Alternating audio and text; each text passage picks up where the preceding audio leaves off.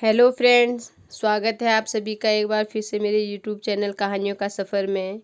आज मैं आपके लिए एक नई कहानी लेकर आई हूँ, लेकिन उससे पहले अगर अभी तक आपने मेरे चैनल को सब्सक्राइब नहीं किया है तो प्लीज़ मेरे चैनल को सब्सक्राइब कीजिए और साथ ही बेल बटन को प्रेस कीजिए ताकि मेरी आने वाली कहानी आप तक आसानी से पहुँच सके।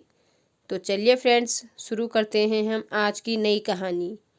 एक चतुर व्यक्ति को काल से बहुत डर लगता था और वह सोचता था कि मेरी किसी भी क्षण मृत्यु हो सकती है। वह क्या करे।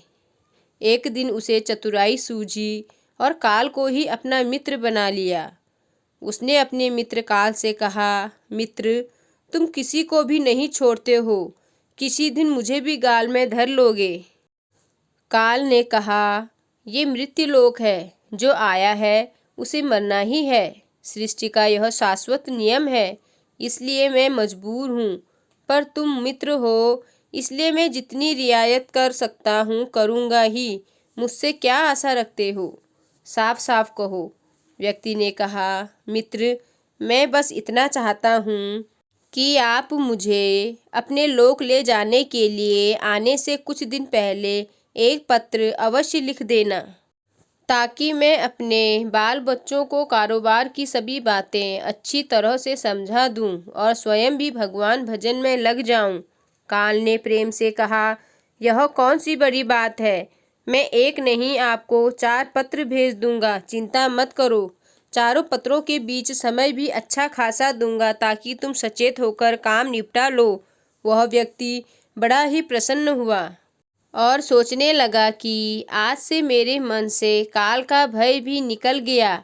मैं जाने से पूर्व अपने सभी कार्य पूर्ण करके जाऊंगा तो देवता भी मेरा स्वागत करेंगे। दिन बीतते गए, आखिर मृत्यु की घड़ी आ पहुंची। काल अपने दूतों सहित उसके समीप आकर बोला, मित्र, अब समय पूरा हुआ, मेरे साथ चलिए। मैं सत्यता और दृढ़ता पूर्वक अपने स्वामी की आज्ञा का पालन करते हुए एक क्षण भी तुम्हें और यहाँ नहीं छोड़ूंगा। उस व्यक्ति के माथे पर बल पड़ गए, भ्रुकुट तन गई और कहने लगा, धिक्कार है तुम्हारे जैसे मित्रों पर। मेरे साथ विश्वासघात करते हुए तुम्हें लज्जा नहीं आती। तुमने मुझे वचन दिया था कि आने से पहले पत्र लिखूंगा, परंतु तुम तो बिना किसी सूचना के अचानक दूतों सहित मेरे ऊपर चढ़ आए। मित्रता तो दूर रही, तुमने अपने वचनों को भी नहीं निभाया। काल हंसा और बोला, मित्र, इतना झूठ तो ना बोलो। मैंने आपको एक नहीं 4 पत्र भेजे, आपने एक भी उत्तर नहीं दिया। उस व्यक्ति ने चौंक कर पूछा, कौन से पत्र? कोई प्रमाण है? मुझे पत्र प्राप्त होने की कोई डाक रसीद आपके पास है तो दिखाओ।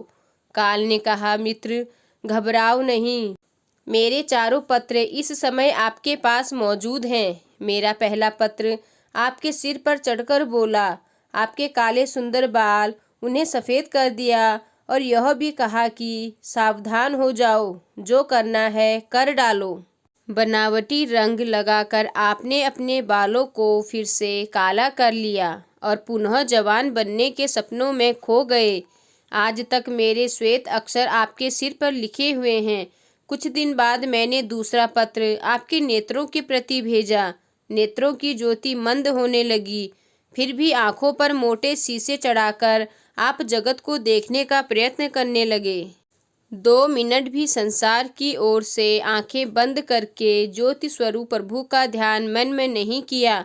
इतने पर भी सावधान नहीं हुए तो मुझे आपकी दीन दशा पर बहुत तरस आया और मित्रता के नाते मैंने तीसरा पत्र भी भेजा।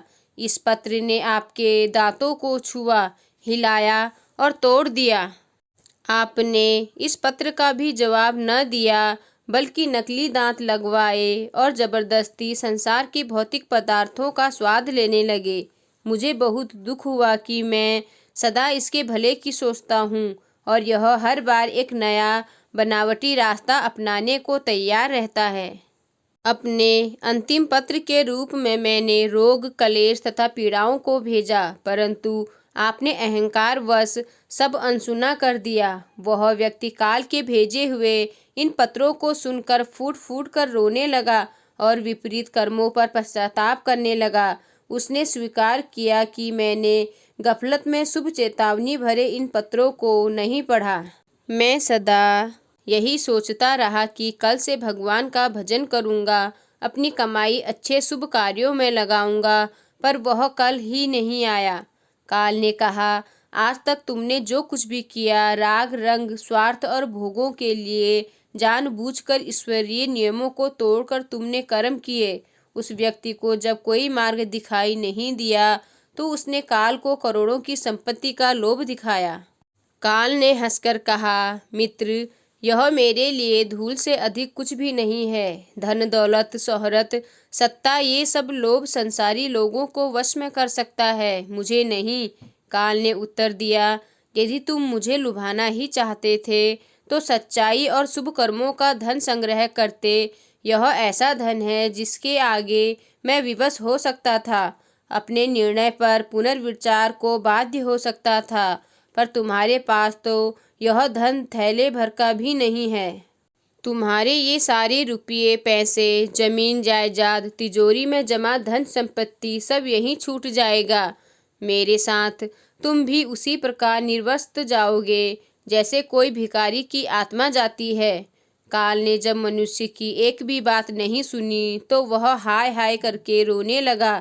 सभी संबंधियों को पुकारा, परंतु काल ने उसके प्राण पकड़ लिए और चल पड़ा अपने गंतव्य की ओर। इस कहानी से हमें यह सीख मिलती है, एक ही सत्य है जो अटल है, वह है कि हम एक दिन मरेंगे जरूर। हम जीवन में कितनी दौलत जमा करेंगे, कितनी शोहरत पाएंगे, कैसी संतान होगी, यह सब अनिश्चित होता है, समय के गर्भ में छुपा होता है, परंतु हम मरेंगे एक दिन, बस यही एक ही बात जन्म के साथ ही तय हो जाती है। समय के साथ उम्र की निशानियों को देखकर तो कम से कम हमें प्रभु परमेश्वर की याद में रहने का अभ्यास करना चाहिए। इसमें तो हर एक को चाहे वह छोटा हो या बड़ा, सबको प्रभु परमेश्वर की याद में रहकर ही कर्म करने चाहिए। तो फ्रेंड्स, कैसी लगी आपको आज की कहानी, मुझे कमेंट कर ज़रूर बताएं। धन्यवाद।